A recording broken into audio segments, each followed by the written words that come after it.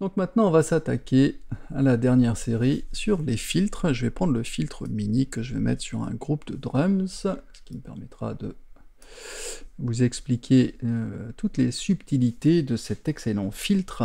Donc depuis les années 90, Arturia a reçu des éloges de musiciens et de critiques pour la conception et les émulations de logiciels de pointe, des synthétiseurs analogiques des années 60 aux années 80.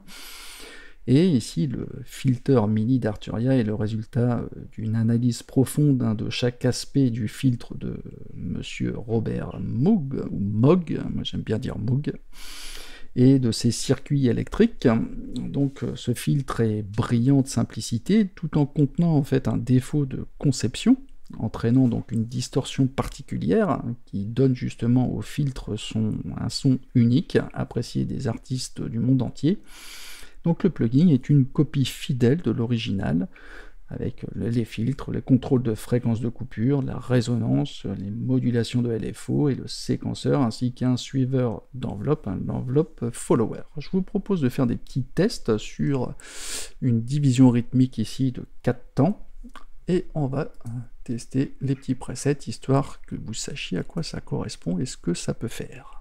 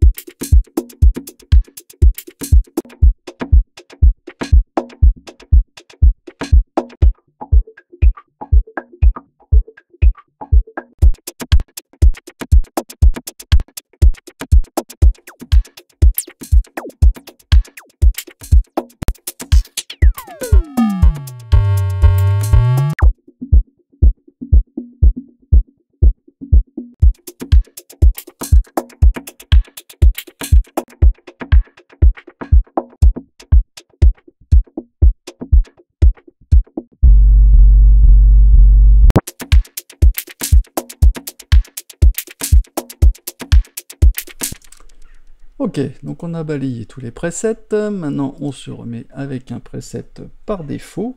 On voit que par défaut il est en mode synchro ici au niveau du step séquenceur. Ici on a la partie LFO, Low Frequency Oscillator, la partie filtre, et ici l'enveloppe follower. Alors je vous propose de faire des petits tests, des exemples, ce qui permettra de mieux comprendre un peu toutes ces fonctionnalités. Il fait un peu peur au début, mais en fait quand on commence à savoir se situer dans l'espace de ce plugin, tout devient plus facile à comprendre.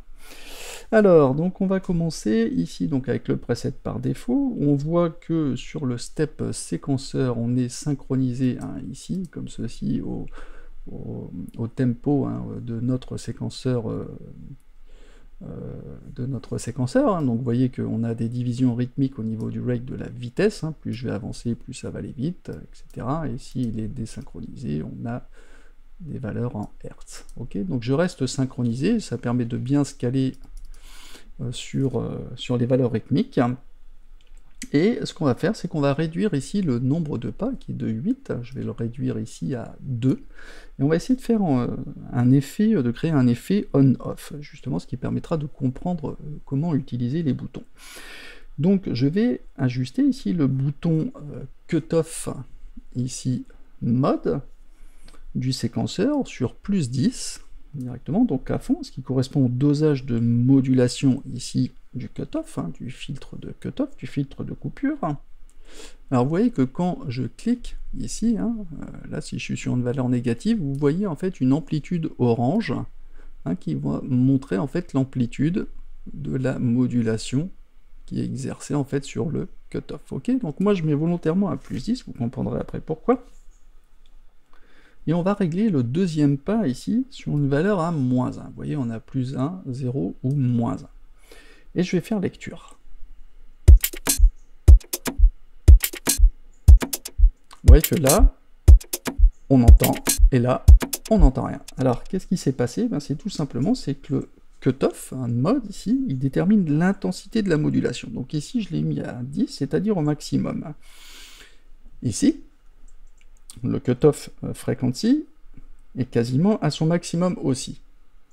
Sur le deuxième pas, je le mets à moins 1, ce qui veut dire en fait qu'on va fermer le filtre sur le deuxième pas. Ici, il passe, et sur le deuxième, il va être fermé. Il n'y aura pas d'action. Donc lorsque on lit, si vous voulez, donc le filtre, il sera ouvert sur le premier pas, il sera fermé sur l'autre. Donc on aura un effet on-off. Alors on peut augmenter la vitesse, hein.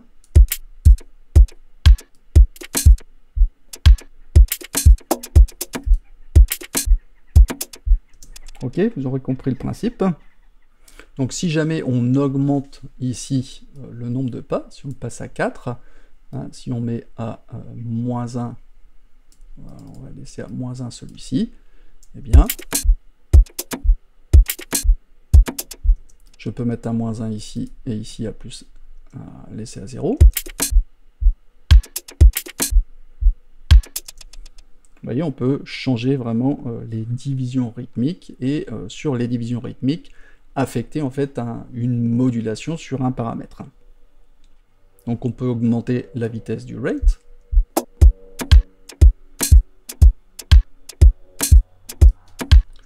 Je vais le remettre ici sur 2. Vous voyez, j'ai un groove complètement différent. Le smooth, lui, va permettre de lisser le passage d'un step à l'autre, et c'est d'autant plus intéressant que si on a des valeurs on-off, ça peut générer peut-être des craquements, des artefacts, suivant certains réglages, et le smooth va permettre de lisser ça et de rendre ça un peu plus agréable aux oreilles, et encore changer le motif rythmique aussi.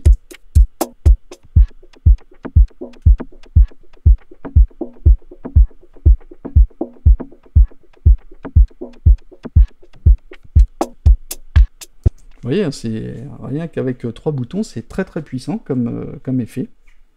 Donc après, ici au niveau du Low Frequency Oscillator, hein, c'est un oscillateur basse fréquence qui permet de moduler des paramètres, ici comme le cutoff, comme la résonance, et aussi ici là, on peut appliquer, en fait, on peut jouer sur la quantité de modulation de coupure qui est appliquée au séquenceur.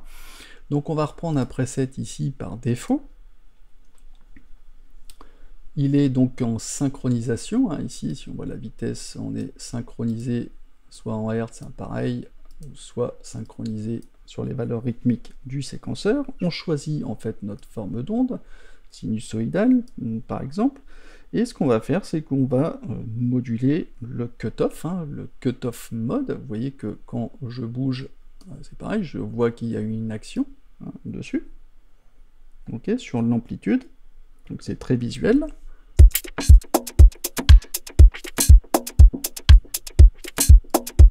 J'augmente la vitesse.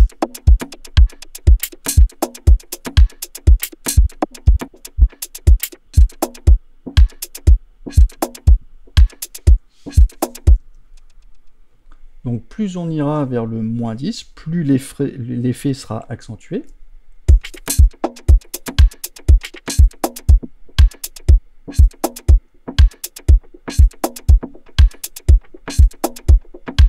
On peut essayer avec la résonance, hein, l'emphasis.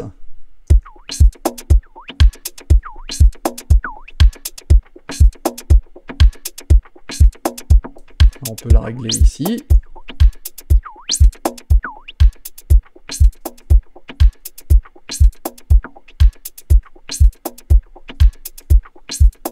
voyez, on a encore des nuances dans le groove, hein. Je double-clique pour revenir aux valeurs par défaut. On peut également ici moduler le cutoff mode du séquenceur, comme ceci, hein. Vous voyez que là on peut aller à gauche ou à droite, on peut utiliser donc le LFO pour aller moduler cette partie-là du séquenceur. Vous voyez, on peut faire vraiment beaucoup de choses. Donc la waveform ici, donc on a une sinusoïdale, on a donc qui va faire qui va jouer sur les paramètres de façon progressive, soit ici en triangle, qui monte, qui descend,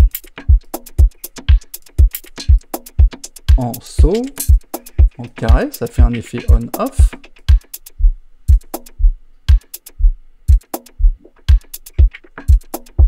et ici en sample and hold, hein, plutôt aléatoire. Ok, je reviens donc sur la sinusoïdale. Le rate, hein, vous aurez deviné, qui détermine la vitesse, hein, du LFO, hein, suivant les divisions rythmiques quand la synchro est activée, et la phase va permettre de décaler le point de départ du cycle de la forme d'onde du LFO.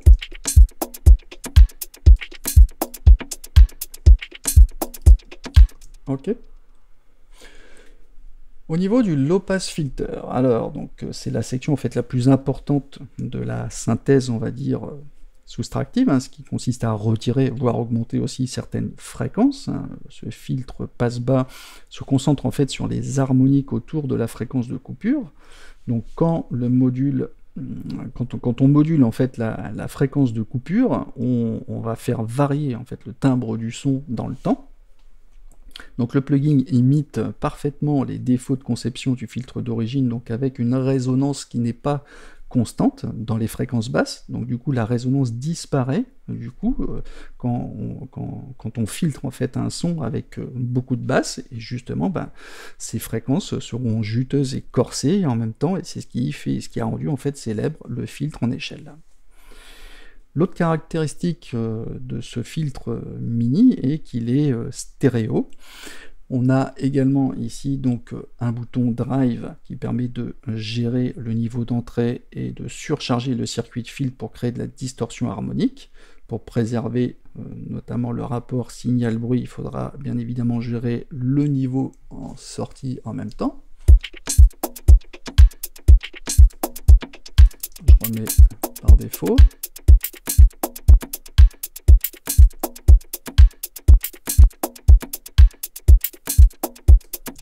Ok, donc là, je vais...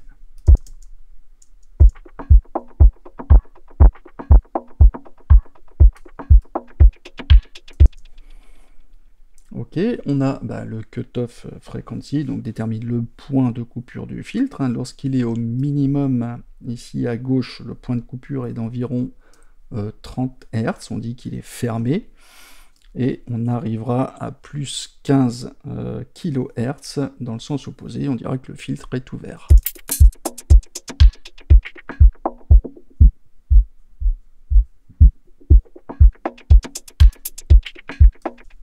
Ok. Emphasis, donc pour accentuation, qu'on appelle aussi résonance, on l'appelle également Q. Ici, on va augmenter les fréquences qui sont proches de la fréquence de coupure, il va contribuer à colorer également le signal, hein, sur des réglages extrêmes, hein, quand on est comme ça, le filtre va entrer en auto-oscillation, sauf si on a la limite résonance qui est activée, hein. Si on est comme ça, on peut aller jusqu'à l'auto-oscillation, et on peut obliger le plugin à se limiter à la résonance maximale, de façon à ce qu'il ne rentre pas en auto-oscillation. Ensuite, on a le dry wet, donc qui va doser le signal traité du signal non traité, avec l'option de verrouillage, le petit cadenas qui permet de verrouiller la position du dry wet si jamais vous changez de preset. Elle restera à cette même position si vous avez activé le cadenas. Si il est désenclenché, le dry wet sera ajusté en fonction du réglage du preset. Et ici, on a la sortie, le output, pour gérer le niveau de sortie tout simplement.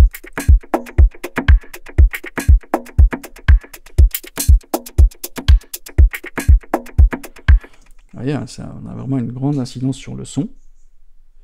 Et ensuite, on a la section ici enveloppe follower, hein, donc c'est une section en fait qui enregistre l'intensité, l'amplitude du signal entrant, du signal audio entrant, pour créer en fait un contour de tension, une sorte en fait de capture de courbe du signal qui servira à moduler un paramètre. Donc cette forme sera utilisée de la même façon que la waveform du LFO, hein, sauf que celle-ci, elle s'adapte en fonction du signal audio entrant. Donc un incurseur de sensitivity qui permet de contrôler le contour du signal entrant, notamment pour l'amplifier, hein, si le signal est trop faible. On a un attack et decay time, donc pour déterminer le temps de réaction de l'enveloppe follower. Donc pour l'attack time, plus il est grand, plus il agira rapidement, et inversement aux augmentations de l'amplitude du signal. Et pour le decay time, c'est pareil, sauf que c'est pour la réaction aux diminutions d'amplitude du signal. En dessous, on a le cutoff, l'emphasis et le LFO rate, donc mode, ils sont tous les trois modes, hein. Tout simplement c'est qui permet de doser l'amplitude de la modulation sur les paramètres qui sont sélectionnés au-dessus. Ok. Et voilà, c'est à peu près tout ce que j'ai à dire sur ce plugin qui est super efficace, hein. Vous pouvez le mettre sur n'importe quel instrument, et ça, si vous êtes aussi sound designer, c'est un outil qui est évident à utiliser, vous pouvez faire des trucs de dingue avec ce plugin que j'apprécie beaucoup. Donc je vous donne rendez-vous pour le filtre suivant qui sera le M12. Alors donc là, on va se lancer avec le filtre M12 que je mets sur un instrument type pad, hein, de façon à ce que les accords soient tenus et qu'on puisse justement mieux découvrir toutes les subtilités de ce plugin extraordinaire. Donc le filtre M12, ici on a affaire au célèbre filtre du synthétiseur polyphonique d'Oberheim, le Matrix 12, qui date quand même de 1985, donc qui, dans ses caractéristiques, il propose deux filtres multimodes, le filtre A, ici le filtre B, donc on peut utiliser individuellement en série ou en parallèle. On a sur chaque filtre 15 modes différents, 15 filtres résonnants. On a une matrice de modulation 5 par 8, on a 3 générateurs d'enveloppes, le 1, 2 et 3, que l'on pourra utiliser en tant que comme un LFO, comme une enveloppe ou comme un step séquenceur, un séquenceur pas à pas. L'enveloppe peut être bouclée, donc en loop, synchronisée au tempo de votre séquenceur, et l'enveloppe peut également être déclenchée avec de l'audio entrant suivant des paramètres, on verra ça juste après. Je vous propose de découvrir les presets et après on va rentrer dans le cœur du sujet.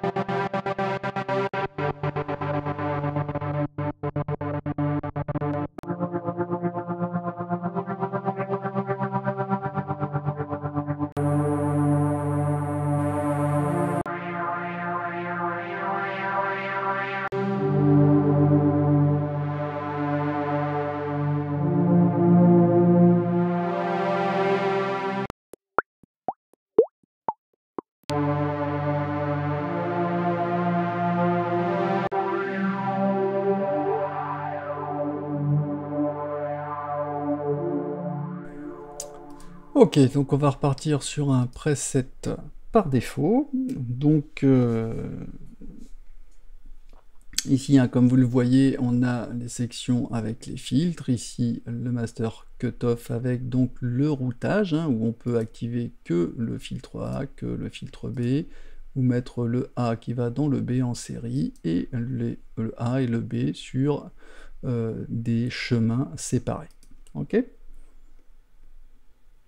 Donc on va s'attarder ici sur le filtre A, et on va cliquer sur le mode pour afficher en fait plusieurs types de courbes. Vous voyez les low pass, des notches, hein, des creux, des high pass, des band pass, on a des cumuls aussi de high pass avec du low pass, on a des hybrides, hein, on va laisser sur le low pass par défaut.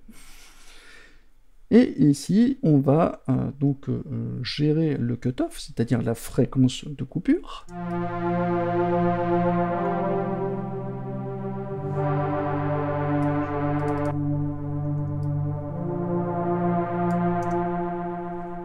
Ici, on aura la résonance, hein, qui va accentuer les fréquences proches de la fréquence de coupure. Donc au maximum, en fait, il va auto-osciller, sauf si on l'empêche d'auto-osciller en activant la limite de résonance. Sinon, comme ça...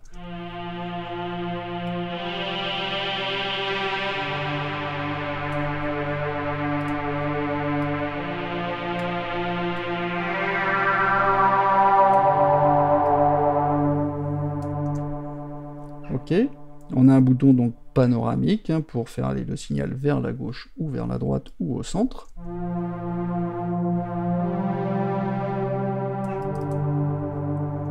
Et le signal de sortie.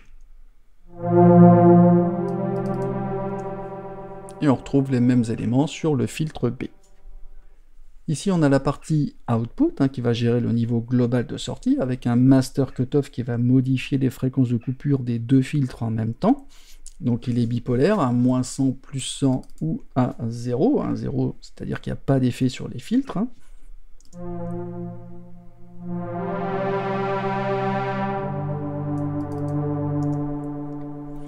On a un bouton dry wet qui va doser le rapport entre le signal traité et non traité par le filtre. Le petit cadenas, comme d'habitude, permet de verrouiller la position du dry wet au cas où on voudrait changer les presets pour préserver ce réglage. On le déverrouille comme ceci. On a le filter out qui va contrôler le volume de sortie mètre du filtre M12 à moins l'infini jusqu'à plus 24 dB.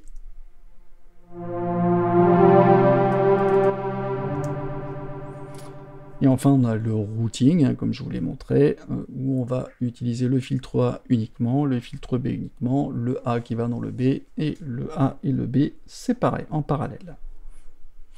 Ensuite, on a la matrice de modulation. Donc, c'est ni plus ni moins qu'une patch B virtuelle avec 5 slots, 5 emplacement. On en a 5 ici pour la modulation, avec 3 enveloppes, le random qu'on trouve ici et le mode oscillateur qu'on trouve là. Et on a 8 destinations à moduler, dont 2 qui sont sur None, qu'on pourra choisir et personnaliser. Ok ?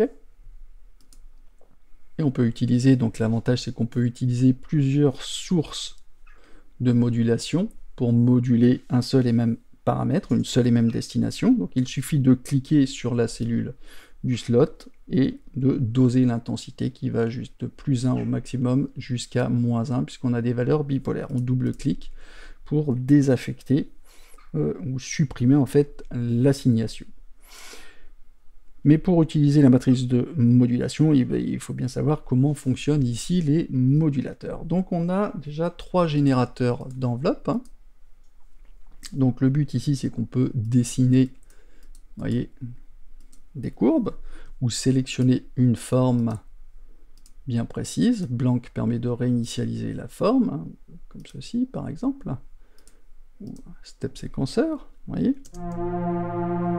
Alors pour l'instant il ne se passe rien parce qu'il n'est pas affecté dans notre matrice.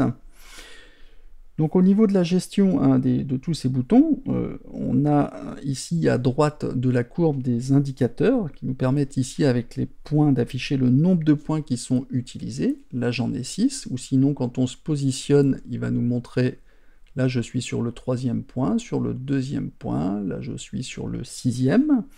On a un indicateur de time qui définit le temps qu'il faudra pour atteindre le point qui est sélectionné, le premier point étant sur la valeur 0, et le dernier étant sur la valeur de 1, sur une unité de temps qui est 1. Ok ?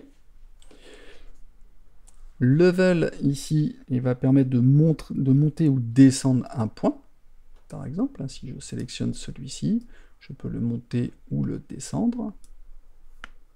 Et Slope permet de changer la courbure à droite du point qui est sélectionné. Donc si on a le dernier, il sera désactivé, mais ici on est comme ceci, on peut bouger la courbure. Alors évidemment, à compter qu'on est, je vais reprendre une courbe, soit on peut courber comme ceci, hein, soit on peut utiliser ce point-là, ok.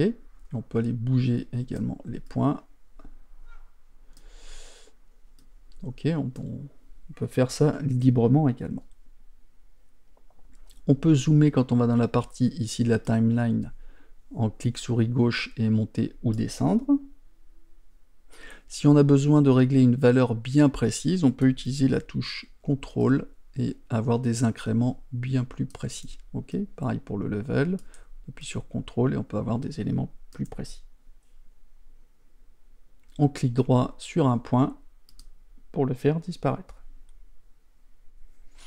Si vous êtes content de votre courbe, on peut ici aller dans les presets et sauvegarder votre courbe et la nommer comme vous voulez. Ok ? Ici, on a le Rate Multiplier qui est par défaut sur 2. Il va permettre en fait d'accélérer ou ralentir le temps du segment. Si par exemple je me mets sur 2, l'enveloppe sera lue 2 fois plus rapidement. Si je me mets sur 0,5, elle va être lue 2 fois plus lentement. Ok ? Sur 1, c'est le temps normal de votre synchro, et là, elle va 2 fois plus vite, hein, vous le voyez avec le point qui se déplace en boucle. Par défaut, on est sur ce mode de déclenchement, le trigger de l'enveloppe qui reste en boucle. Mais on peut décider, si on veut, d'activer l'audio threshold trigger. Alors à quoi il va servir? Ce mode en fait est très astucieux, car ici en fait l'enveloppe sera déclenchée lorsque le signal d'entrée dépassera un seuil qui est déterminé entre moins l'infini et plus 6 dB. Ok?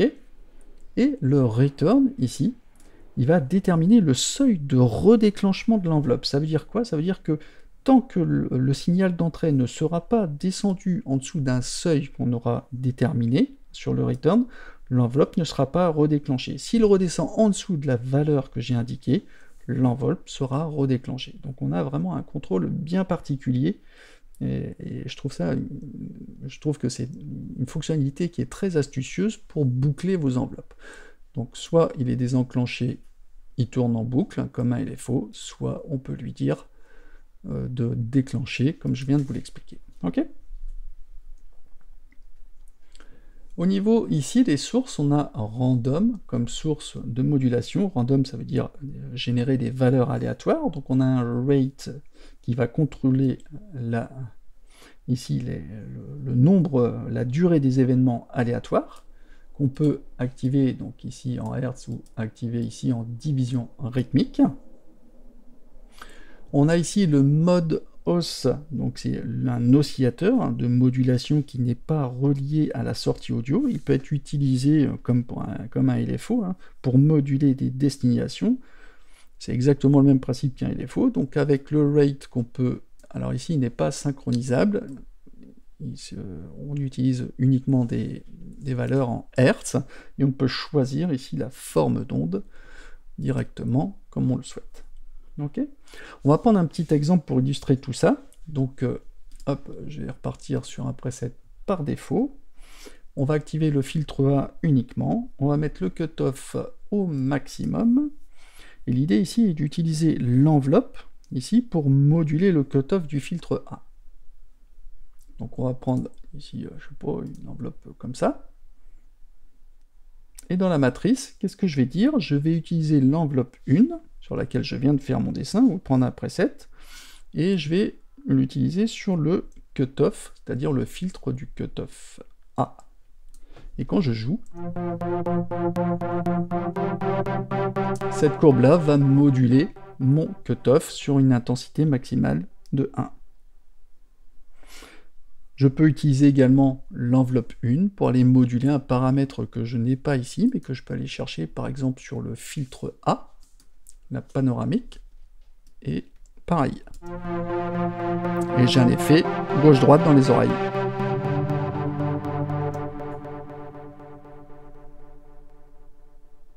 Donc c'est un outil en fait qui est très puissant, je vous laisse imaginer les combinaisons possibles, il est vraiment excellent.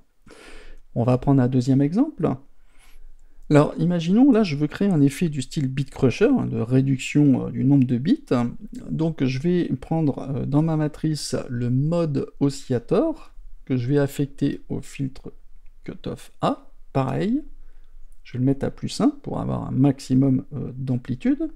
Et je vais utiliser ici, sur l'oscillateur, ici, une forme d'onde en square, en carré. Et là, quand je vais monter mon paramètre vers 400, vous verrez que je vais créer un effet de crush.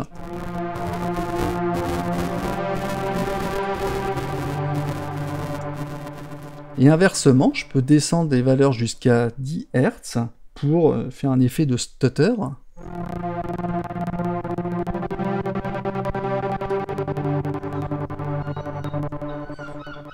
Vous voyez, hein, c'est un plugin qui est super complet, alors moi je l'adore, donc je vous laisse imaginer si vous avez tout ça, tous ces plugins dans votre attirail, dans votre artillerie, vous avez de quoi faire vraiment de belles choses. Bon, maintenant on va voir le dernier filtre, qui s'appelle le SEM, qu'on va voir tout de suite.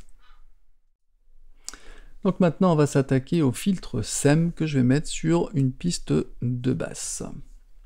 Donc je le mets en bypass, je vous fais écouter juste la basse, on l'a pas encore écouté.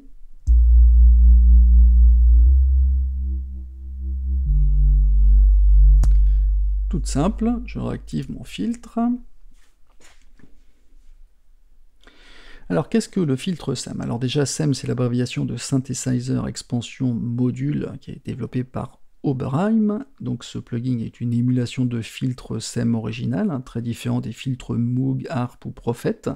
C'est un filtre variable d'état, c'est-à-dire qu'il peut produire plusieurs réponses de filtres, des low pass, des high pass, des band pass, notch simultanément à partir du même filtre, et tout ça en continu grâce au bouton ici mode qui permet de passer d'un filtre à l'autre en toute souplesse. L'autre caractéristique intéressante, c'est que ce filtre propose une pente à 12 dB par octave, ce qui implique en fait que la fréquence de coupure est plus douce que si elle était à moins 24 dB par octave. Alors de quoi est-il fait? Donc il est fait d'un filtre balayable, hein, c'est ce qui fait qu'il a vraiment de l'importance et qu'il est très particulier.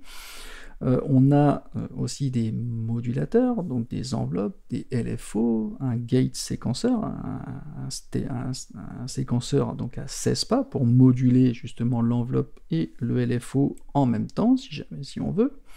On a ici une grille de modulation, un genre de matrice en fait qui nous permet de router l'enveloppe et le LFO vers différentes destinations qui sont mises ci-dessus, hein, la fréquence, la résonance, le mode ici, le noise, la vitesse du LFO, l'amplitude du LFO, l'amplitude de l'enveloppe et le filtre de sortie. Je vous propose de prendre un exemple, justement, je vais charger plusieurs presets et après on va rentrer un peu plus en détail. Alors, je vous fais écouter sur ma petite basse.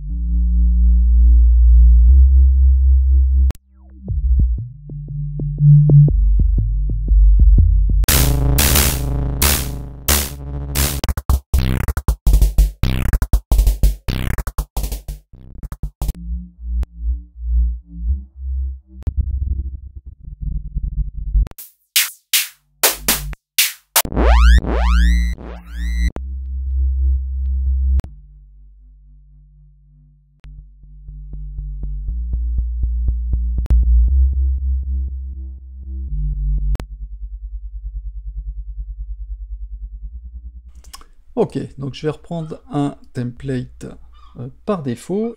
Alors l'idée ici, c'est on va essayer de créer un petit son pour créer un motif rythmique justement et utiliser toutes les possibilités avec notamment le gate séquenceur pour que l'on va pouvoir affecter, qui va nous servir à moduler de nombreux paramètres et on va essayer de créer une petite séquence rythmique bien sympathique.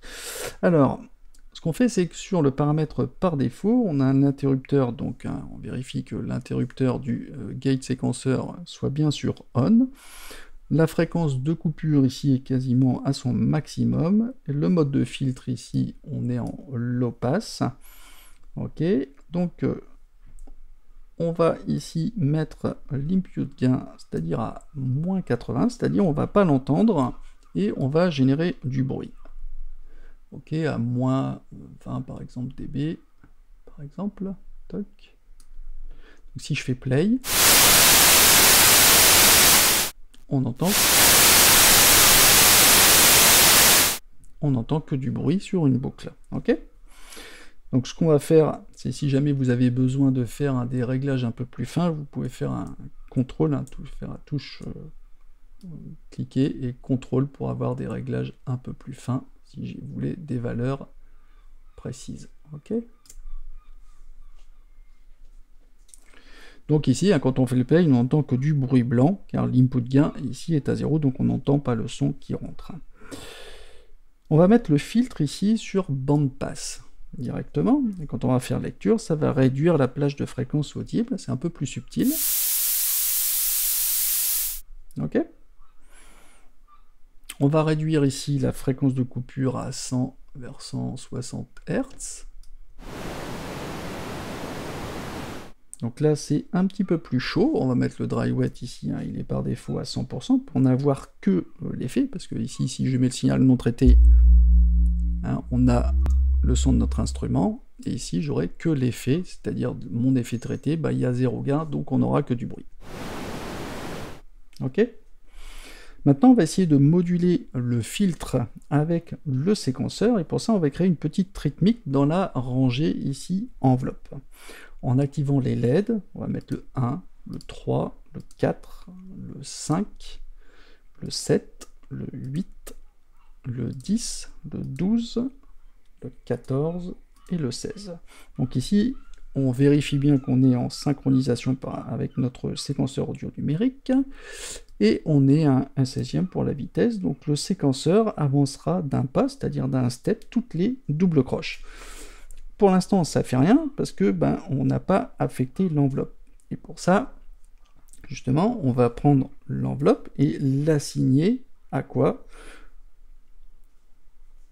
Eh ben, on va l'assigner, par exemple, à la fréquence. Ici, à la coupure de fréquence, on va mettre une valeur, par exemple, une amplitude à 55, par exemple. Et qu'est-ce qui va se passer?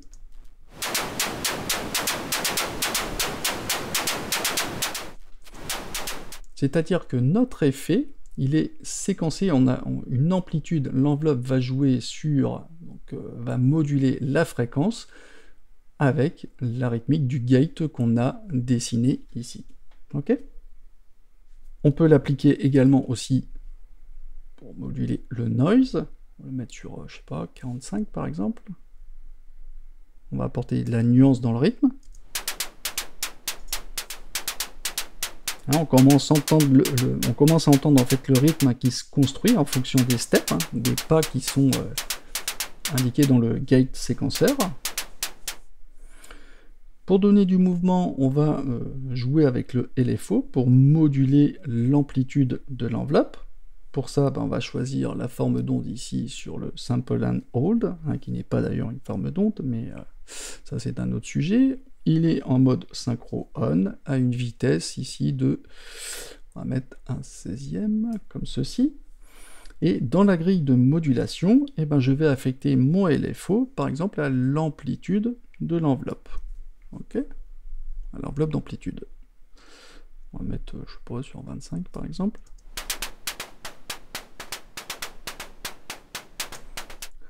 Puis on va utiliser ici le séquenceur pour déclencher le LFO, donc suivant un rythme également qu'on va déterminer.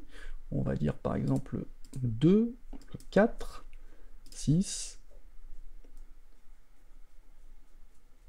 2, 4, 6, 7, 9, 11, 13, 15. Ok? Donc dans la rangée ici du LFO. Et là, on va moduler la résonance avec le LFO dans la grille. Par exemple ici. On va monter à fond. Je crois que c'est 99 la valeur. On va voir ce que ça donne. Normalement, on devrait avoir des impacts un peu plus sifflants. Bien que la résonance soit quasiment à 0, qu'elle soit 0. Ouais, c'est plus percutant.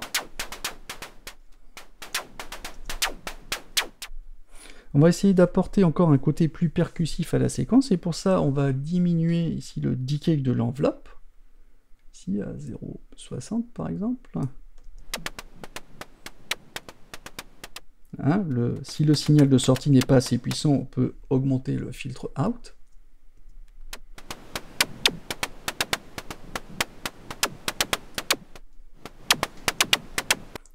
On peut augmenter la résonance ici pour faire sonner un peu, pour faire résonner un peu la séquence, hein, comme si on avait des tomes synthétiques.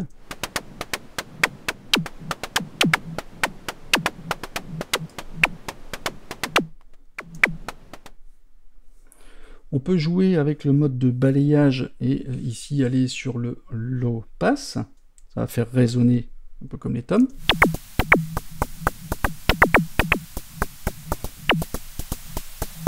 Et sur le notch ici, on aura un peu comme les balais, vous savez, les balais de jazzman, hein, les brush, comme on dit en anglais.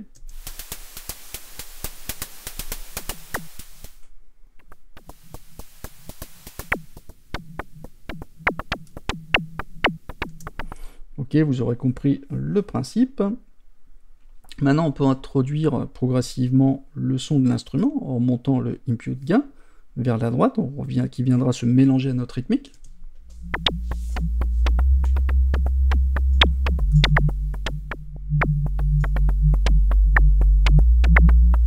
On peut ajuster le dry wet.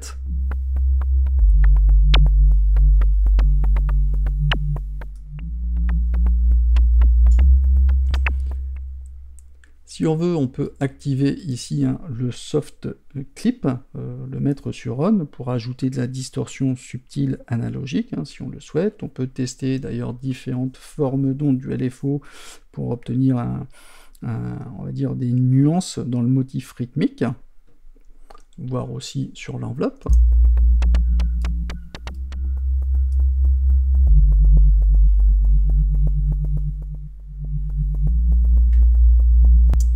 On peut changer aussi les motifs rythmiques en dessous. Enfin, il y a vraiment plein de choses. Au niveau de l'enveloppe, je vais y revenir puisque Arturia en fait a modifié dans cette version en fait en ajoutant le decay après le hold et non pas après l'attaque. Donc ici on a l'attaque, on a le maintien avec le hold et le decay, on peut l'assimiler en fait au release.